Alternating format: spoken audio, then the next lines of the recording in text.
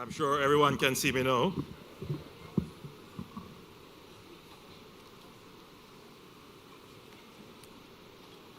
Thank you, Dwayne, for your usual mastery of the ceremony. Let me thank Reverend Father Orlando Gale for your thoughtful prayers. Let me acknowledge Mr. Franklin Witter, the Honorable Minister of State in the Ministry of Agriculture and Member of Parliament for this fortunate constituency. And he is joined by Member of Parliament Andrew Morris from the adjoining constituency to give some support. His Worship the Mayor, Councillor Richard Solomon, the Mayor of Black River, and he is joined by other members of the Municipal Corporation. I see Councillor Simpson and Councillor Holness, who is my cousin.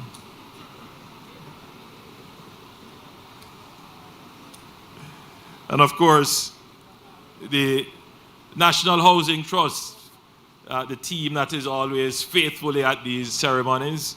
Let me acknowledge your chairman, Mr. Linval Freeman, and your managing director, Mr. Martin Miller, other stakeholders and representatives of the private sector.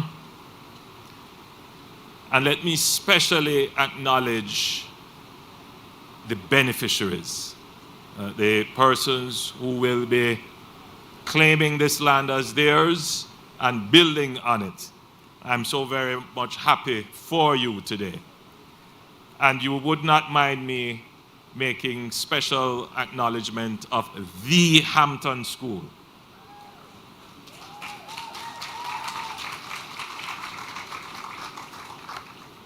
I want to commend them on the choice of entertainment of the song. We've been to events like these before, and we have seen cultural items presented. And we clap because we want to encourage our children. We see the effort that they made. But in the back of our minds, we wonder whether or not it was appropriate for the event. It met the standards that we all want to maintain. But this time, I can say genuinely from observation, the audience was satisfied that the selection was appropriate and delivered at the highest standard.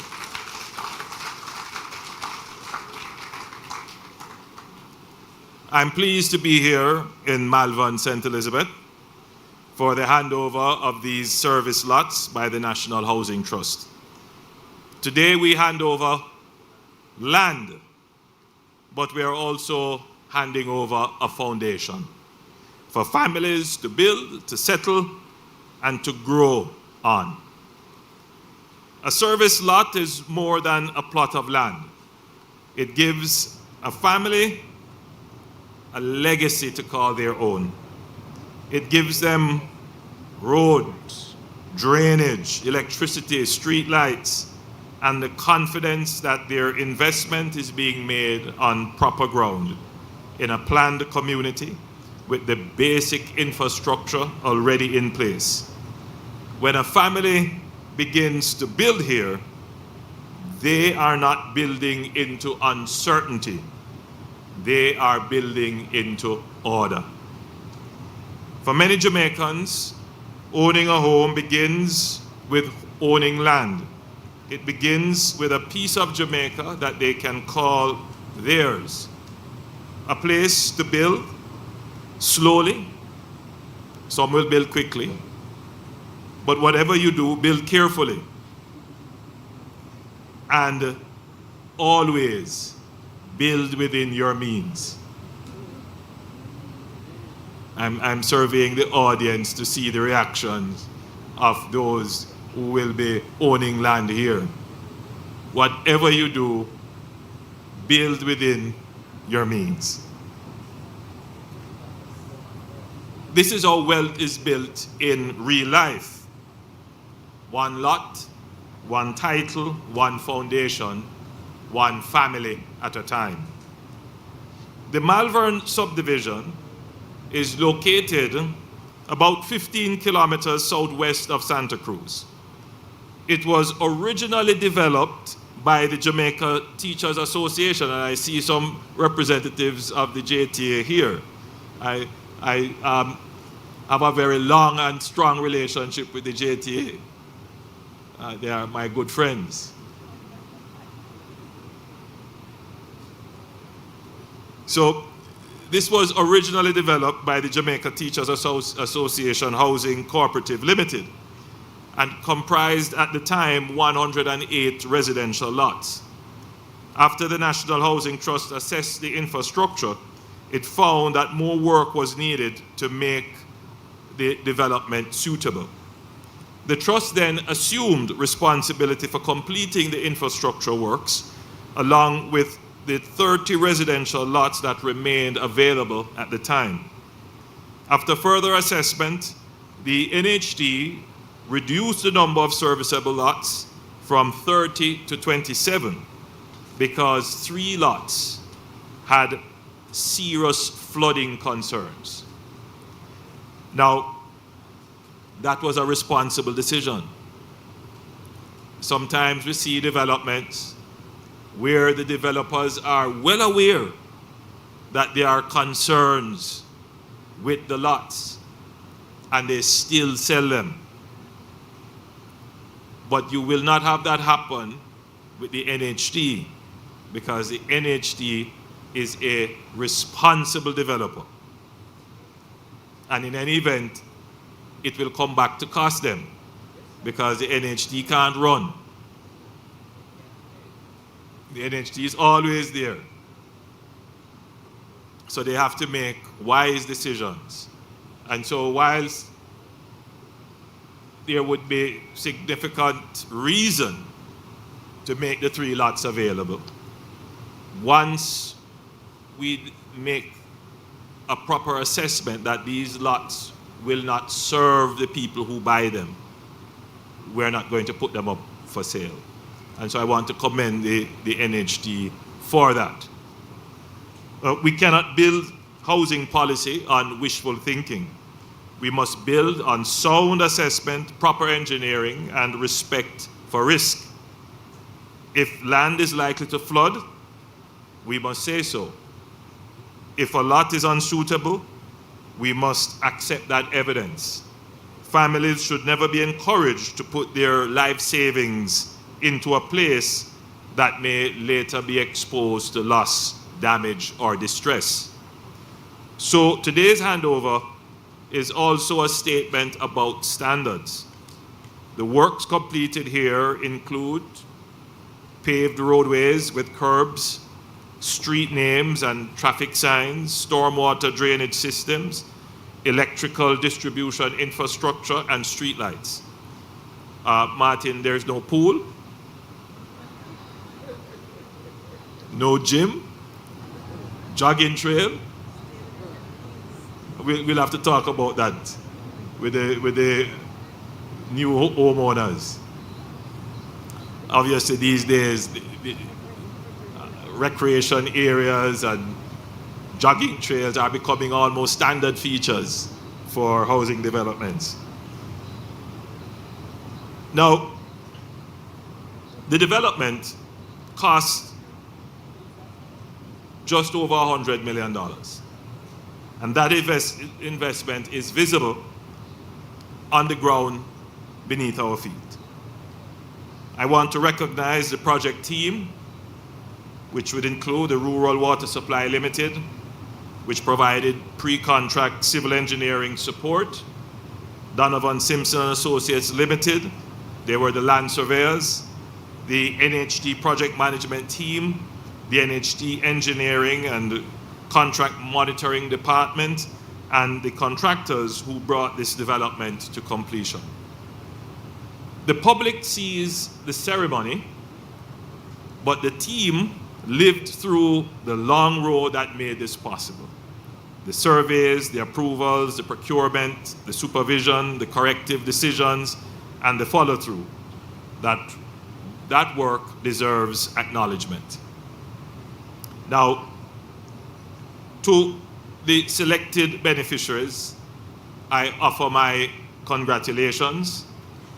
Of the 27 service lots, one was reserved for special groups under the NHT's Special Benefits Order, and 26 eligible contributors were selected. Almost 70% of those selected are women.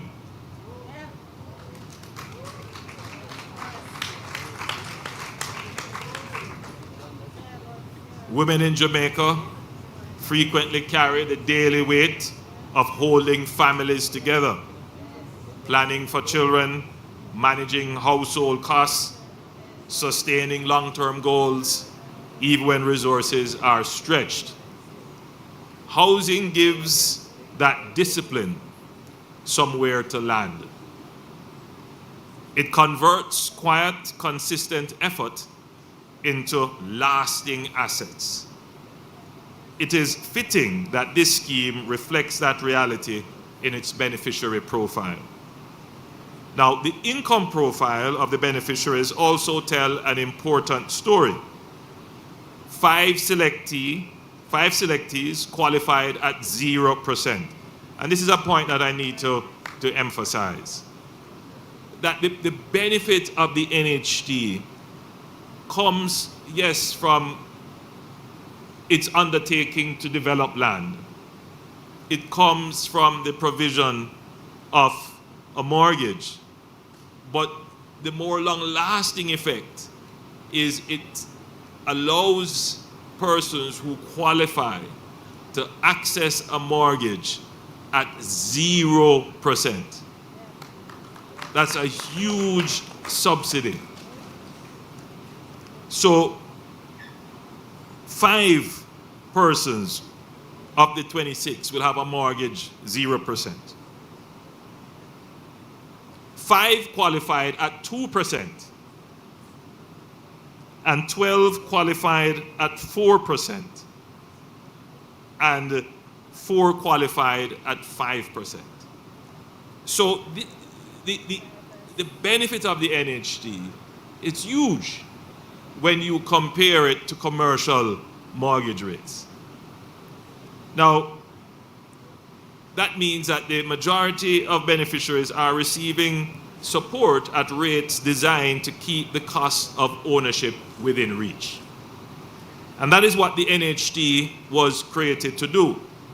It must serve contributors, it must help working Jamaicans move from rent to ownership, from uncertainty to stability, from aspiration to possession.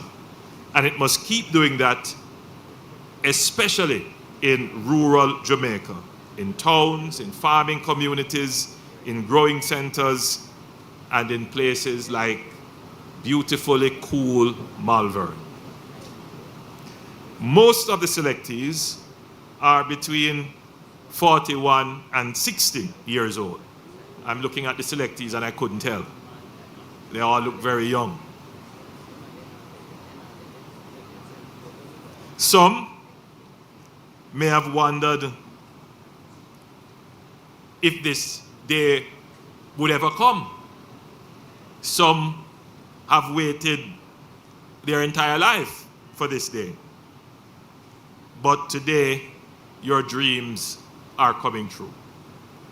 Important to note that 4 of the new landowners are between 19 and 35. Yes.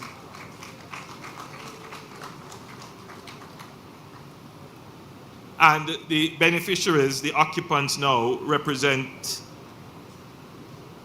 Jamaica. They represent in terms of the livelihoods and professions. They are accounting, administration, clerical workers, teaching obviously, security, health, safety, housekeeping, childcare, and other forms of service. These are people who work, who contribute, and who are now getting their chance to own a piece of Jamaica. St. Elizabeth has long had a strong relationship with the National Housing Trust. Since its inception, the Trust has delivered approximately 1,019 housing solutions in this parish across communities such as Elim, Lower Works, Rahim, Santa Cruz, Newmarket, Glencoe, Bellevue, Phoenix Park, Gazeland, Meadows, Appleton, Leeds, Balaclava Heights, and Brampton Manor. And that record will grow. The NHT's current housing plan for St. Elizabeth includes 6 projects, including Malvern, to be completed by 2031.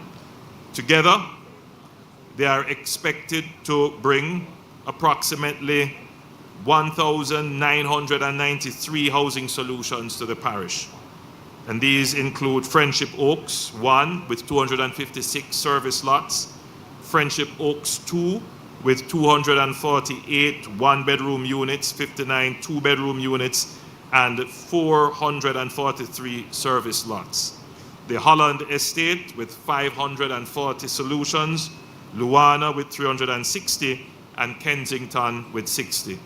So this handover is part of a larger program of delivery in St. Elizabeth. Now, housing policy must do more than count units. It must create communities that last. It must support families who want to build steadily. It must give rural parishes a fair share of national investment, and it must connect housing with roads, drainage, water, electricity, safety, and access to services. The NHT has also been upgrading housing schemes. Under this scheme upgrade program, 109 housing schemes have been identified across the country, and 60 have been rehabilitated so far. In St. Elizabeth, 3 housing schemes have reached practical completion with expenditure of 83 million Jamaican dollars. Louisville in Newmarket received road rehabilitation works. Lower Works and Jerusalem also received road rehabilitation and general rehabilitation works, particularly to their drains.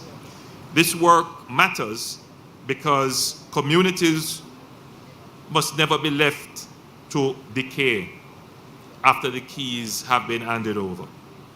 Government must assist in the maintenance, but the citizens, the residents, you who will become new homeowners, sometimes the perspective is, I've paid so much for the house or the land, and once it's finished, that's the end of any expenditure on the house.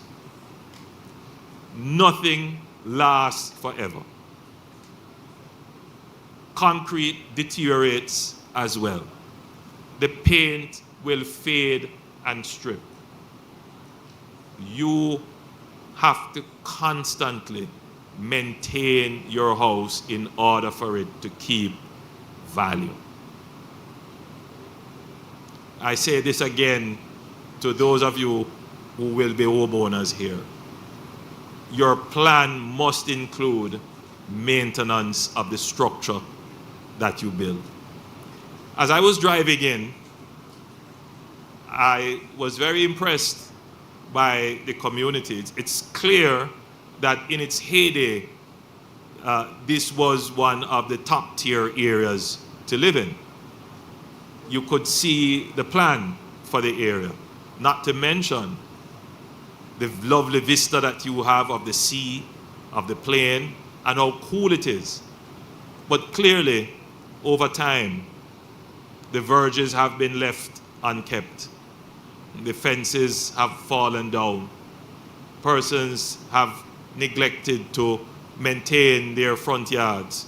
Trees have been allowed to grow and get out of control.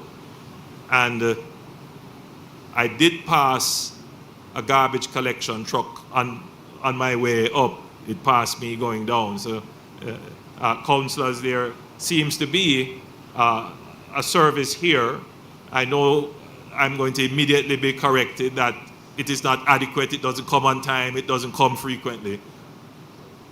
I will accept and appreciate that, but there is a service here, obviously.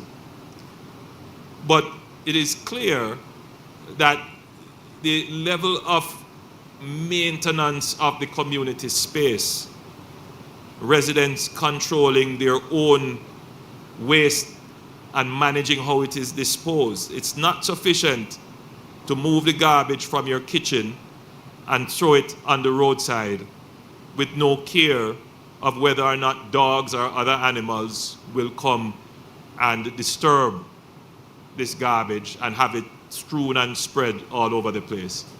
And then you come out and you drive past it and say, this is not my problem. This is the NSWMA problem or the parish council problem to come and pick it up. That mentality must end in Jamaica. I was expecting a clap of acknowledgement, but I understand. I understand. I know, and I will never contest, we don't have enough trucks to collect the garbage. We don't collect it as frequently as we should. No one disputes that. We're working towards that. 5 years ago, we had 60 trucks. We made an investment to purchase over 100 new trucks, and we're coming again with another amount. So over time, we build it up. But does that mean that when you throw your garbage out, that's the end of your responsibility?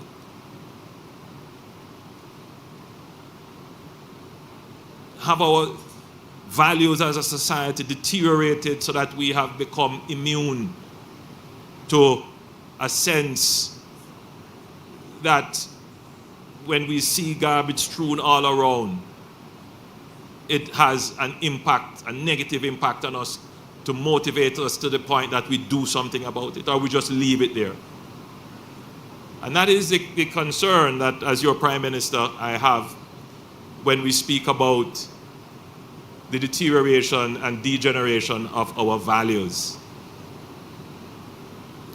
Cleanliness and good public sanitation, it's not just a matter for the government, it is a matter for each citizen. And as I drove up, and not just in these communities, all across Jamaica, we see waste all over. It didn't just materialize. Somebody threw it there, or someone was careless in how they disposed of it. As you build your community,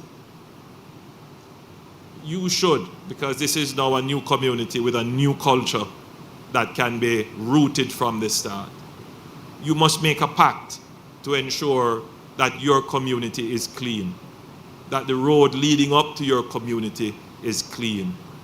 Your action, citizens' action, the civic action is good and powerful.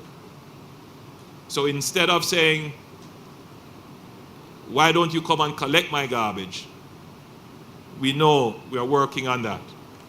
But let us properly containerize and properly dispose of. Let me thank you for your attention. So far, I have another hour to go.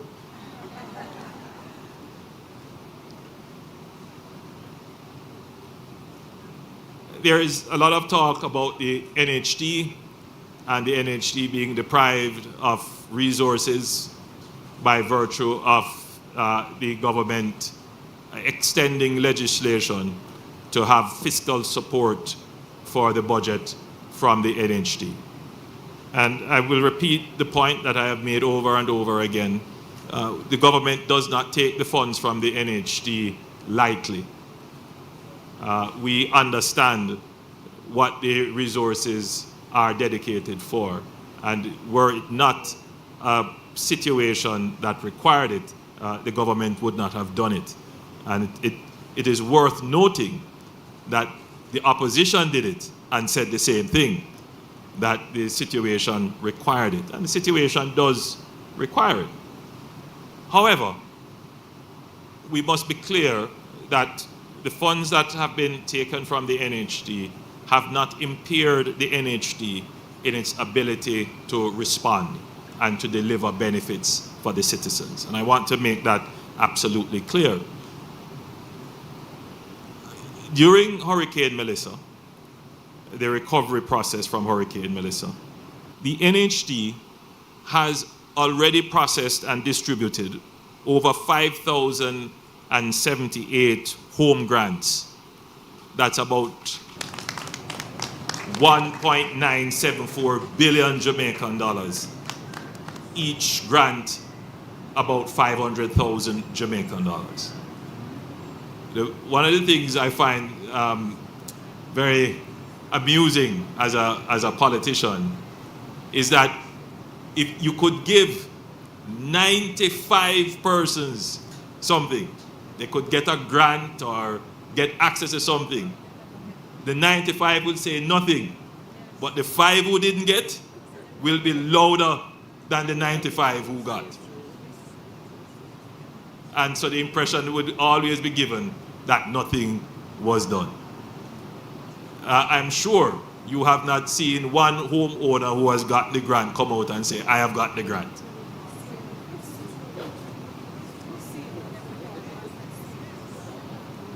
You're not going to hear that. But I'm certain that you have heard people say they have got the grant. The latest one that I have seen is someone saying, yes, I got the grant. But by the time they take GCT out of it and have to pay transportation,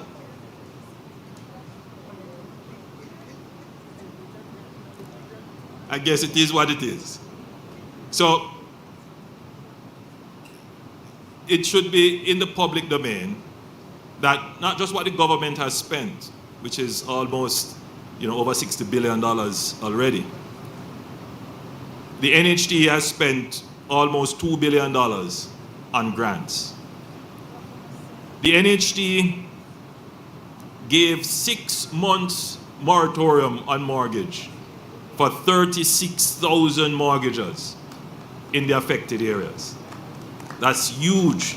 So they didn't have to pay a mortgage for 6 months. And I was just told that the NHT has waived the peril insurance premium that would be attached to the mortgage for the period of the 6 months. That's huge again. But you're not going to hear that. Nobody's going to make a TikTok video saying, thank you NHT or thank you government of Jamaica. You won't hear that.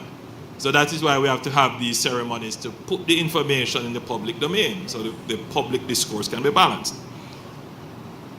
The NHT provided 213 special loans to persons who wanted to change their zinc roofs to slab roofs, and that was in the amount of 669 million Jamaican dollars. Significant. The NHT has processed so far 3,835 insurance claims, totaling 7 billion Jamaican dollars in claims. Of course, there is, what was it called, Martin? You're not going to be paying out $7 billion, obviously, because there is a, what's the term used? A deductible, right? There is a deductible, excess. That's the term I'm searching for, right? So even though the claim is for $7 billion, there is a part of it that the insured will have to stand. And so you may end up paying somewhere maybe about $6 billion or so in that region. So I want to just repeat that. The NHT has processed to date 3,835 insurance claims. That is valued at about 7 billion Jamaican dollars. Now, the NHT has paid out of that claim 2.85 billion Jamaican dollars. That is what it has paid out. Now, they don't make the payment all at once. The payment is staged. So effectively, they have paid out almost half of the insurance claims. And I think this is a point that we should pause at, because the NHT is a very good example of an entity acting swiftly. Insurance claims aren't processed that quickly, but the NHT has done a very good job, and I want to point that out to the country and to challenge the private insurers for which claims have been made on them, and for which I have had many letters and people writing to me to say, you know, my insurers, they have come, they have assessed, but I can't hear anything. Nothing has been paid to me yet. I'm still in the negotiation. I believe that they should pay you very quickly. Paying up the insurance coverage, paying up the insurance is critical to the national recovery.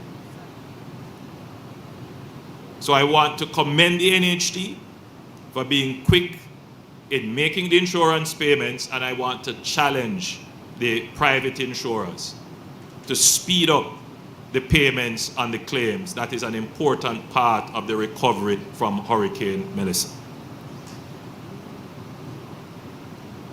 Another contribution of the NHT to the recovery is that the NHT has spent over $29 million US to purchase 2,500 semi-permanent modular housing solutions. Yes, 1,200 of these housing solutions are already on the island.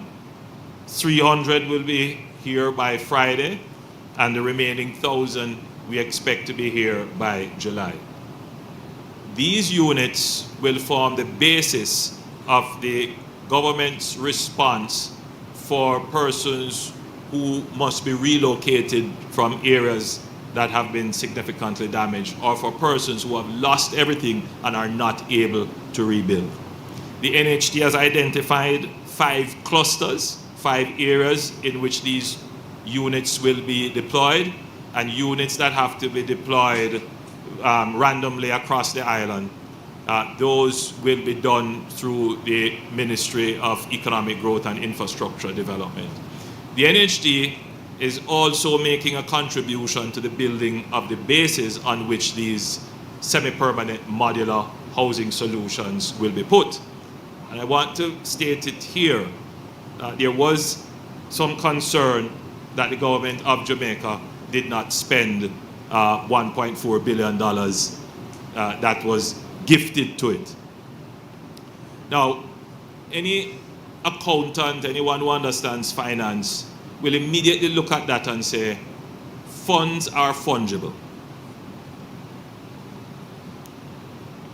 So that shouldn't be an issue in the public domain, but we make an issue of it. So the government may not have used that $1.4 billion, but it spent almost $67 billion on all the things that people needed. We took a decision that the resources that were contributed would be matched with needs that are tangible, visible, traceable, and meaningful, lasting. We make no excuse for that. And that is what distinguishes my administration from administrations of the past. We make wise financial decisions. Any donor who has contributed to the hurricane relief in Jamaica would be proud to see these homes being erected and the bases being pointed to. It's quite different from saying, well, all of it was used to buy food or given as a grant, where nobody's going to come up front and say, I got it. There is no testimonial. The house that is erected, it is there, it is visible. And it is very important that we do it, because there are persons who are vested in trying to paint the administration as in some way that the resources that were donated would not be used. Well, there you have it.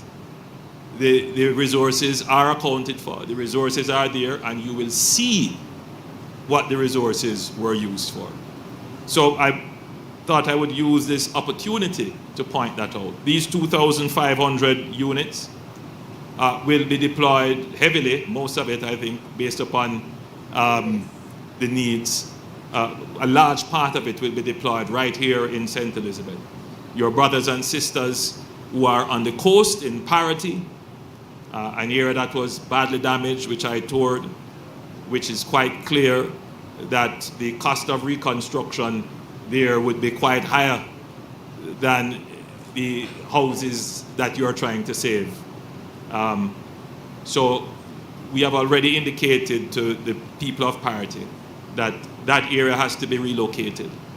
And we will do it in such a way that their livelihood will be preserved, the value of their asset will be preserved, but most importantly, their dignity will be preserved. So it's not going to be an overnight process. It will be a process that involves them at every step. They can be assured of what we are doing. And so the NHT, the UDC, the municipal authority, all of them will be working together. And in this relocation, NARA will play a critical coordinating role in ensuring that everybody is working on the same script and everybody is working quickly to ensure that the people who have been dislocated will get the benefits. Some of these housing units will also go to the shelter in providing housing solutions for those persons who were in the shelter in Westmoreland, in Petersfield. And so again, the NHT ought to be given some credit for supporting that relief effort of those citizens who were in the shelter for this very long time. Bases have already started to be constructed and the houses will be deployed there. The NHT has also identified some clusters in Westmoreland as well, I believe 2 clusters that you will be building houses using this semi-permanent solution. Finally, the introduction of these housing solutions into Jamaica is going to be carefully studied. We want to see whether or not these solutions can be deployed widely and a financing mechanism can be used for them. You know, I have an inner city constituency and I well understand the need for housing. There might be a family of 7. The son grows up, becomes an adult, and he wants his own room. He goes and he buys a couple sheets of ply, some 2x4 and some zinc, and he finds a little place, and as we say, he catch up. And that becomes his home. But multiply this all across Jamaica, and then you begin to see what Jamaica looks like. It's not aesthetically pleasing, it's not secure, it's not resilient, and you can't really claim to have an asset. But more than that, it can't be financed. You couldn't go to a bank and say, lend me on this. But if we were to find a building solution that is within the price point of persons who can't afford some of these other structures, and a financing plan could be put beside it, then we could start to change how Jamaica looks as people begin to seek housing solutions. So we're going to be studying it very carefully. There are some issues. People have said that when these have been deployed, you know, it creates trailer parks and all kinds of things. But there are other models where they have worked, and we can ensure here that it works. So we will be carrying out not just engineering and architectural studies on it, but we are going to look at the sociology of it. How are people's lives change, how are people's behaviors change by having access to these kinds of housing? So we're going to study it and then see if it can be rapidly deployed. Ladies and gentlemen, you have been such a wonderful audience. Thank you for listening to the NHT lecture.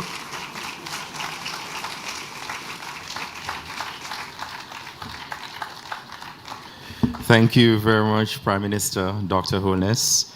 Thank you for the sobering parts of your presentation, reminding us that as homeowners, we have a responsibility to maintain values One of those being, of course, how we maintain not just our structures, but our broader environment.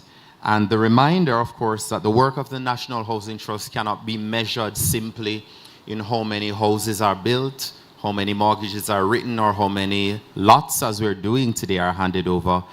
But the work of the NHT falls in a broader context of ensuring that the environment in which housing takes place is a great one where people can find various types of opportunities based off their need.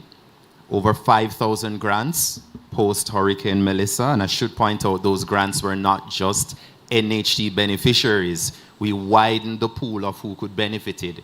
Homeowners generally, past contributors, a wide cross-section of people. The NHT opened up the opportunity to, because the need was far greater than us maintaining, looking at who is a contributor or not. Over 36,000 mortgagors benefiting from moratoria. And the great news, the update, they won't have to repay those 6-month mortgage break that they got, and over $2.85 billion in insurance claims already paid out. That, ladies and gentlemen, is your NHT contributions at work. I may be biased, but please, a round of applause for the NHT, and a round of applause for our Portfolio Minister, Dr. the Most Honorable Andrew Holness, for his salient points in his lecture, as he has termed it, this afternoon. And now we're at the moment 26 people have been waiting for. For some, this represents years of saving. For others, years of hoping and planning. But as our Prime Minister said this afternoon, this is not just an opportunity at getting land, but a foundation upon which you can build dreams, hopes, and a future. So let us now proceed to the official handing over ceremony. And firstly, let me invite Prime Minister Dr. the Most Honorable Andrew Holness to lead the handover of our letters of possession. And our first beneficiary this afternoon is Miss Fiona Wright. And we'll do this first one on the lower level to facilitate Miss Wright. And this, ladies and gentlemen, is a reminder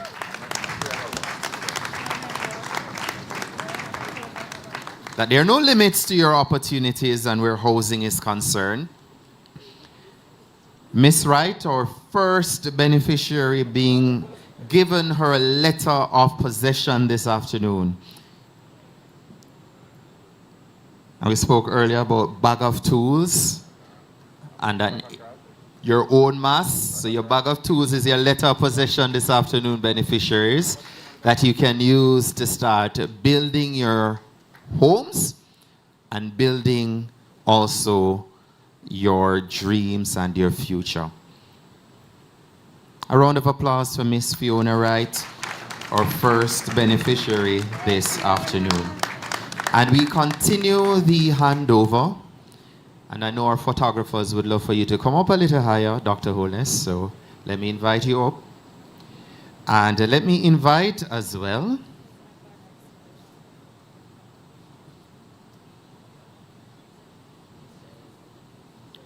Bernice Bennett.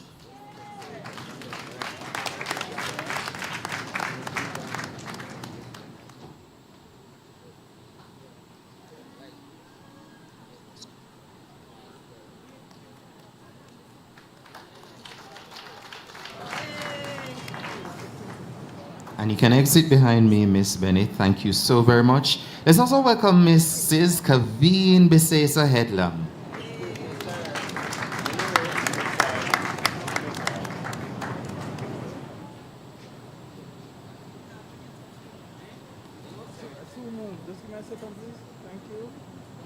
Our next beneficiary, Mr. Dylan Brown.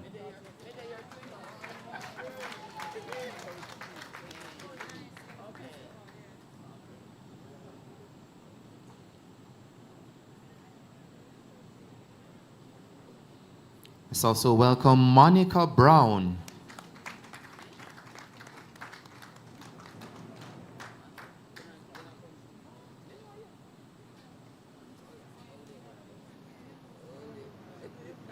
Bridget Campbell.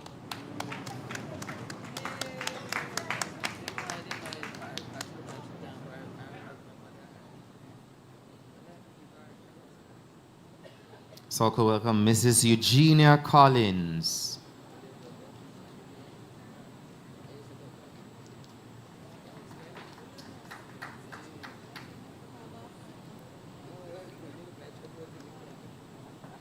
Let's give some applause for our next beneficiary, Kay Davis.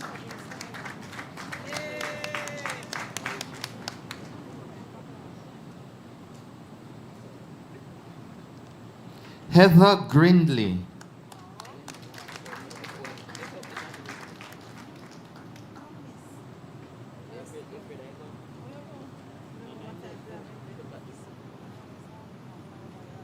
Joseph Hall.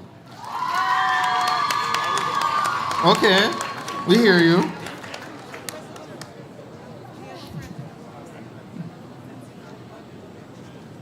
It's clear Mr. Hall brought his own cheering squad from Hampton School. Neru James.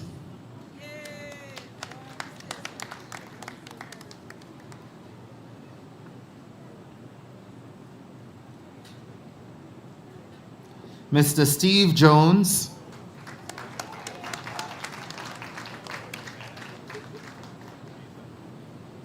And to round out this batch of beneficiaries, let me invite Mr. Janoy Main.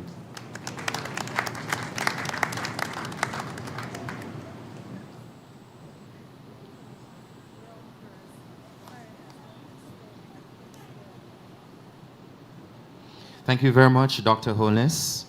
And let me invite at this time Member of Parliament and Minister, the Honorable Franklin Witter, to assist us with the next set of handovers of letters of possession to our new lot owners here at the Malvern Housing Development. And we begin that batch with Melissa Morrison.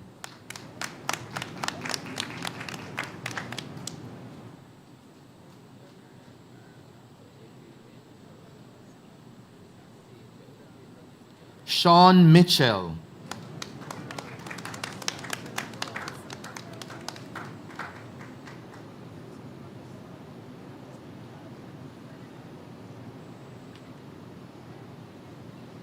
And these two comers appear.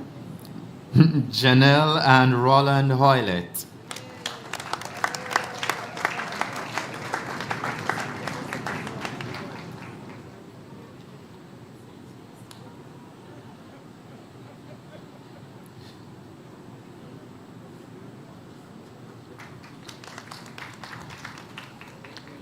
Chaplain Reed.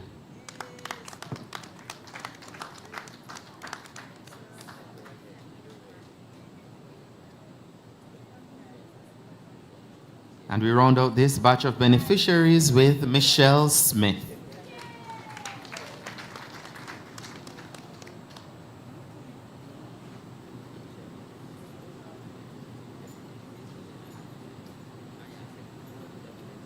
Thank you very much, Minister Witter. And let me now invite NHT Chairman, Mr. Linval Freeman, to hand out the last set of letters of possession to our new lot owners here at Malvern. And we begin this batch with Vivette Smith.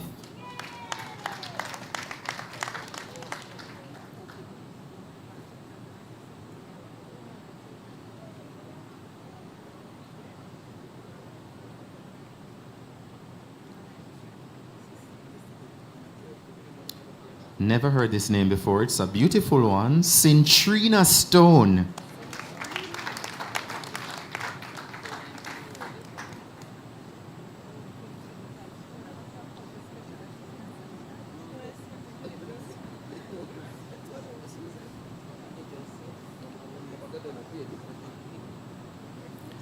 Our next beneficiary is Jason Tyson.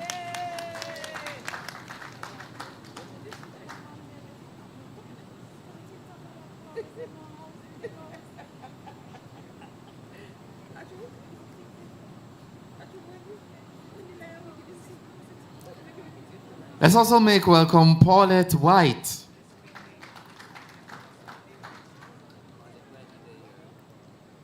And we round out with Audrey Yap and Josephine Millwood.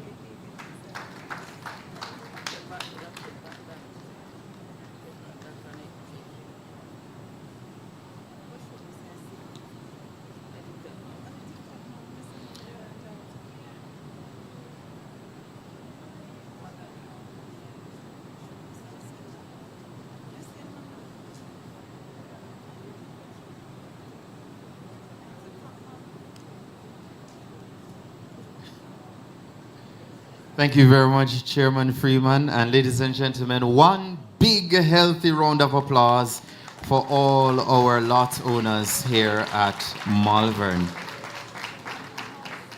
And our lot owners, before you drift off, we'll gather for a photo op as soon as we've ended this ceremony. You can meet us right here at the front of the stage. And today we have heard from our leaders, we've celebrated the development, but perhaps no voice more important today than that of the people whose lives will be changed. To offer remarks and a vote of thanks on behalf of the beneficiaries, please make welcome Mr. Steve Jones.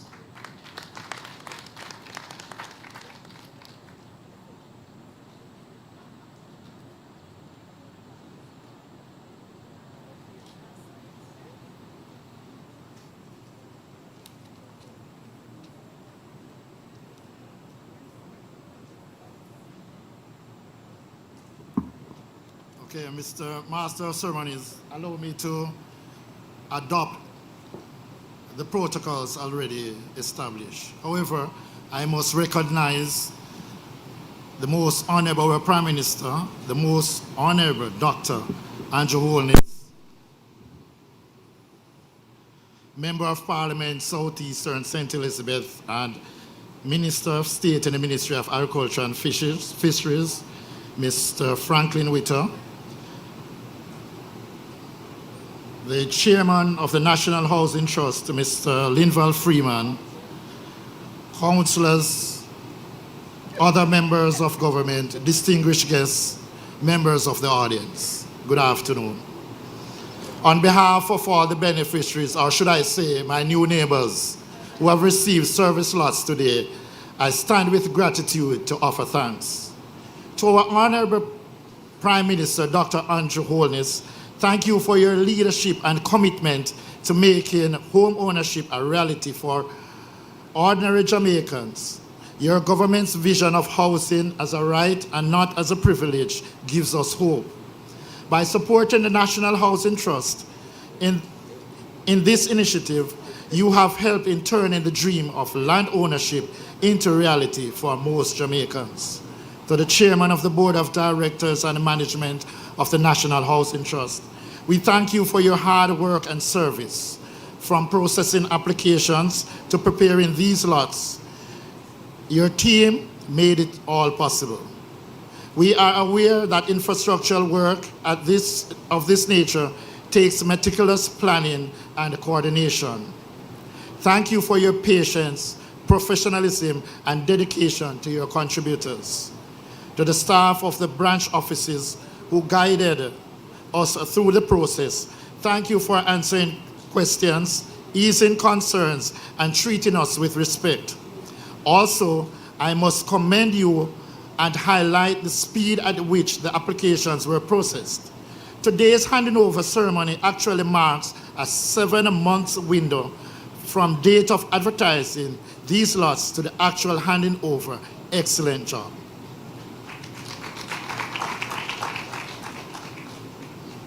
To Reverend Gail, thank you for reminding us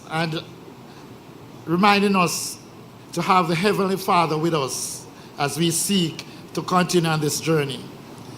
In my former years, my sister school, Young Hamptonians, we thank you for those melodious voice and excellent music. Receiving these service lots means more than land. It means security of our families, a foundation to build on, and a step towards generational wealth. We do not take this lightly, and it is our pledge to use this opportunity wisely to honor the trust placed in us as we strive to develop a model community here in Malvern based on love and harmony. So, our Honorable Prime Minister and the National Housing Trust, we thank you for investing in the people. Thank you for building communities. Thank you for helping us to build our future. May God continue to guide the work of the NHT and the government as you serve this nation. Thank you.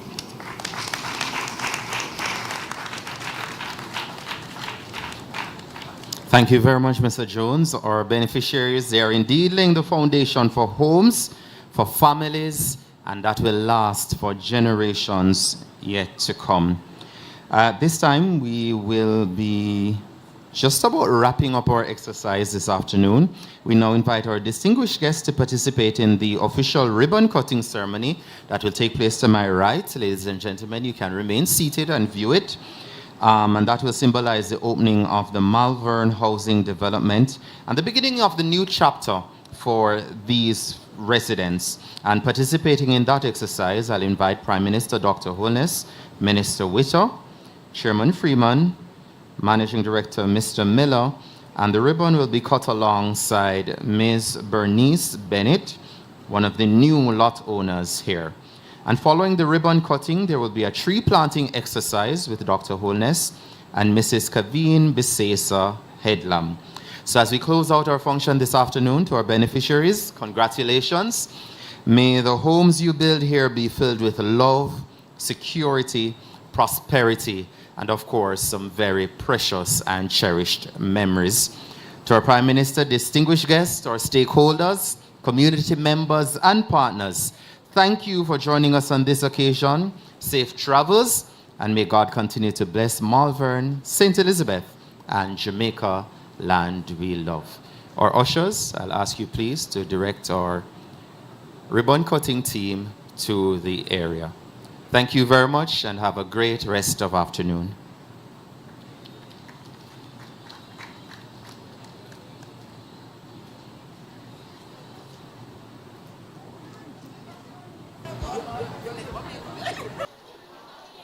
It's a golden jubilee. NHT celebrating 50. From foundation to rooftop high. 50 years as the cornerstone of the nation. Brick by brick, side by